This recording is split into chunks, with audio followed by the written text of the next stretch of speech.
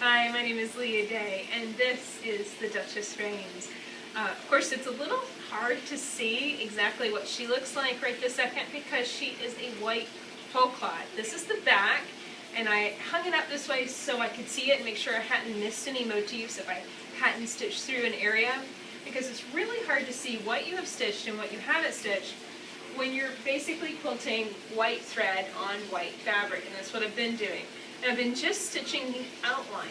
This quilt has been layered and quilted once with water-soluble thread in order to do trapunto. That has been, extra layer of batting has been clipped away, and then I've gone through again with a regular layer of thread, regular normal isocord 40 weight polyester thread in white, and stitched all the outlines of this quilt. And basically what I've done, that's going to secure all the layers together. Now normally, in a normal whole cloth, I would have stitched on the mark lines and filled at the same time. So any of these little spaces I would have filled in with the different filler designs I'm going to use.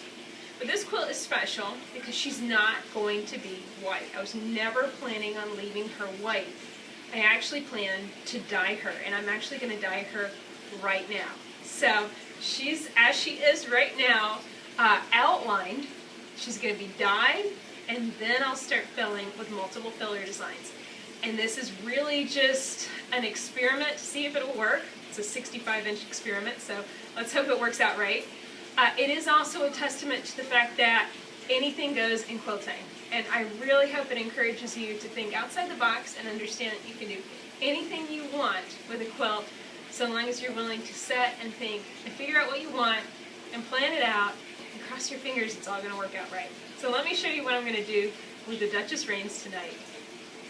So I'm in the bathroom, and you can see this is the front side of Duchess Reigns, and it's covered in a lot of blue water-soluble marking. I marked this entire quilt with a fine line water-soluble blue pen, and then it was stitched with water-soluble thread too. It's water-soluble. Both of these are going to come out immediately when they get dunked into water, and I have to do this right now, even with the step that I'm doing with dyeing, because I want all of that water-soluble, the chemical behind water-soluble marking, the thread, I want all of that to come out before I start adding chemicals. Okay, so the quilt has been soaked for 30 minutes, and then I threw it in my washing machine and spun it twice. And basically that got a lot of the excess water out, and it also made the quilt a lot, of course, lighter. It's very, very heavy with all that water in it. I didn't want it completely dry though, because I'm just going to soak it again. And this time I'm soaking it in a soda ash solution, soda ash and water. And that's basically the binding agent that creates a chemical reaction with the dye that causes it to permanently change the fabric color. Now this is by no means a complete tutorial on dyeing. This is an explanation of what is happening to this particular quilt. And so I've got my 5-gallon bucket in the sink ready to go with soda ash water mixture that I've already calculated to be the right amount for this. And so basically all I'm doing is just sliding it in here, and I just want the entire quilt submerged. The bucket's not completely filled, but the quilt is so big we might have a little bit of an issue with this, but I'm hoping that I can get it all squished down in here and then leave it to soak and let it actually soak in that water, soak in that solution. What I'm probably going to do is pull it back out and soak it from the other side again. Once I'm satisfied with this, I'm going to throw it back in the wash machine and spin most of this water out. The chemical will stay in the fabric, but the excess water will come out. I don't want this sopping wet when it goes on my tables to dye. I'm dyeing this flat on the tables, and I believe this is called low water immersion, but to be completely honest, you know, I don't know the specific names for dyeing or styles of dyeing. I'm not actually all that great at dyeing. I'm intrigued, and I guess I know enough to get myself in trouble, and maybe that's what I'm doing today, but I know enough to say that I think that this is going to work. I'm going to soak this, of course, both sides, wring out the water, give it a good spin in the wash machine, and while this is soaking, I'm going to mix up my dye.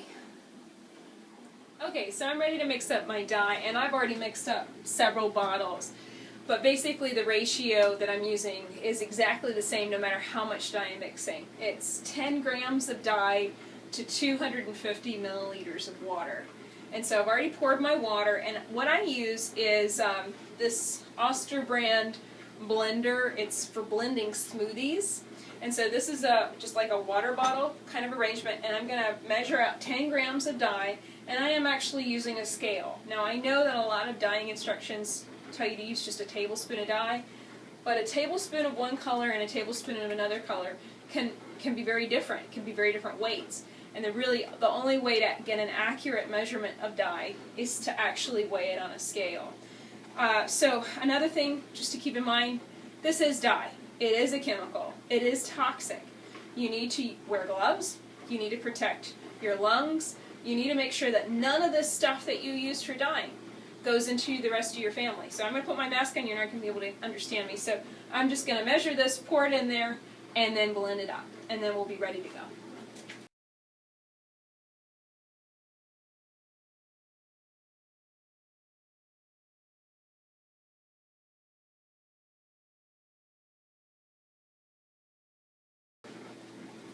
Once I cap my bottle and I have no dye powder that's open, I know that I can take my mask off because there's nothing I'm going to inhale. So all I'm going to do is just set this on the blender and give it a couple pulses, and in between I give it a little bit of a shake. I use the blender for two reasons. Number one, I absolutely hate stirring anything. I get rather annoyed by the tediousness of that. Also, these were on sale for a really good deal. I think they were being discounted or discontinued or something. And so I grabbed up several different bottles and the blender itself, all for a really great price. I would say that you can get started dyeing with very, very simple tools. You don't need a whole lot big setup. I get into it because I know I'm going to be dyeing giant quilts with it. So that's why I made this investment and built this space so that way I could dye. So with the dye mixed up, and I'm going to put this into bottles, I'm ready to get the quilt spread out on the table and get started actually applying the dye to the surface. Okay, so as you can see, this quilt is stretched out on the tables, which I have covered with a big paint. Basically, this is a paint tarp. I've laid that on my tables, and it stretches down the sides, so that way if this quilt, it hangs off the sides quite a bit, so I can roll this up, so I'm not really worried about the dye dripping off the edges. And I've gotten started. I know this seems pretty terrifying, just taking dye to a all-white quilt, but really once you've done some experimenting with dye, it's really not that scary. I did a lot of experimenting and playing with Wholecloth and figuring out what stage to apply the dye, so I pretty much know what I'm doing. Haven't tested it on anything this big, but I'm sure it's going to work out okay. Basically what I'm doing, I just have the dye in this little squirt bottle, and I'm really kind of rubbing the nozzle against the quilt while I squeeze the dye out. And yes, it does splatter, and yes, it does make a mess, so you do want to use some kind of tarp or table protectant to protect your tables, protect your floor, protect yourself. I mean, I'm wearing gloves, I'm wearing an apron, so this doesn't get on me. And I'm just going through and making sure that I get all the spaces and completely cover it with dye. So I'll show you what it looks like whenever I cover this Duchess Reigns completely with maroon dye. So you can see I've pretty much covered Duchess Reigns with dye, and this has taken about an hour, and I'm pretty tired at this point. I'm ready to go to bed. But a few just last minute tips about this process. I ended up using twice as much dye as what I started with mixing, so I had to stop and mix more dye.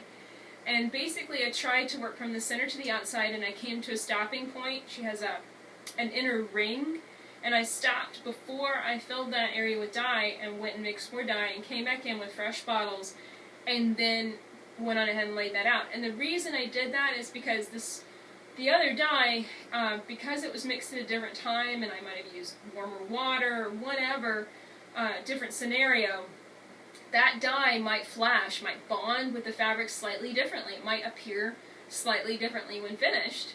So I just made sure to finish the center section, went and mixed more dye, and started with the ring with that new dye. And that's a good tip. If you're working on something like this, It's just to kind of be mindful, and of course mix up a lot more dye than what you think you're going to use, because you can always store it in the fridge, or you can dye up fabric, which is always fun. So I'm pretty much going to finish up with this. One thing I am going to do is run a little bit of extra dye, if I have any extra, along any vine lines for feathers. There's a lot of feathers in this quilt, and what that's going to do is add another layer of dye over those areas and darken them. And so in the finished quilt, hopefully those areas are going to show up a lot darker in the finished fabric color, this pretty maroon color. So let's just get the rest of this on here, and I'll see you tomorrow when we fold up this quilt and throw her in the washing machine. So it's been about 2 days since the last video where I stretched out the quilt and was applying dye to it. Here's what happened. I left it overnight, came downstairs the next morning, and it was drying out a little bit, so I squirted the whole top with water just to keep the dye wet on the surface of the quilt. You squirted it with water, left it there till that evening, rinsed it out, threw it in the wash machine, and I was looking at the back of the quilt. You know, this is dye, so it's bleeding through all 3 layers, top, batting, and backing.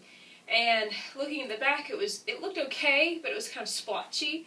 So the next day, I flipped the quilt over, soaked it in soda ash water solution, and put another big load of dye over the back side, and that, of course, leaked to the front. So we've had it dyed on both sides. And then this morning, I rolled it all up, put it in the wash machine, and basically I just run it in loads. It's just a super load, it's such a big quilt. And I use these dye catchers that work really well, and you can see how much dye it's pulling out. But I also do another test, because the dye catchers are getting a good bit of it, but you really want to check and see if there's any dye left over. And what I do is I just throw in a fat eighth or a fat quarter of fabric, and that's what this is, and I check to see if it's going to turn pink or it's going to turn blotchy red. That's dye that it's catching in the water. And so this is the one from one load ago, and then this is the one after another washing. You can see it's definitely improving, but probably one more wash and this will be ready to go. And basically what that means is just I've rinsed out enough of the excess dye out of the quilt that I'm ready to throw it in the dryer and just finish it up. In that case, the dyeing process will be over. I'll dry the quilt and then put it back on the machine and start filling. Okay, so here's what she looks like finished. So I've basically run through the dyeing process, threw her in the dryer after making sure all the dye, the excess dye, was coming out. And so at this point, you could call this whole cloth done. She's been quilted, she's been outlined. But the one thing about it is she has not been filled. So at this point, I really am marking the halfway point for this entire quilting process. I'm going to put her back on the machine, and all of these spaces, her face, her body, in between the feathers, the whole background, all of that needs to be covered with thread. All of that needs to be filled with many different beautiful filler designs. And this is the part that I love the most about making beautiful quilts. It's adding the texture that is going to make everything else pop, make everything else stand out beautifully. So I hope that you've enjoyed learning this process. I hope that you've enjoyed seeing how she's gone from a all white, white on white, hard to see quilt to this quilt now, where you can see the goddess in the middle, and you can see the lions and the feathers and everything very clearly, and I think that that is going to really make this quilt stand out beautifully. As for why I chose to dye her, in this way, if you think about it, this is actually the easiest way to make a whole cloth this big. Starting white, it was easier to mark the entire design on the fabric, because I really didn't even need my light boxes. I could see through the white fabric. So the marking process was easier, the trapunto process was easier. Outlining was not really that much easier because it was stitching white thread on white fabric. But now that she's dyed, I'm going to be able to see what I'm doing. I'll be stitching more white thread on now this red quilt. And so it's going to be an easy process of seeing where I'm going, filling through each section until she's completely finished. So my name is Leah Day, and this has been a video for the Free Motion Quilting Project. Learn more about Duchess Rains and her sister quilt, the Duchess, at daystyledesigns.com or freemotionproject.com.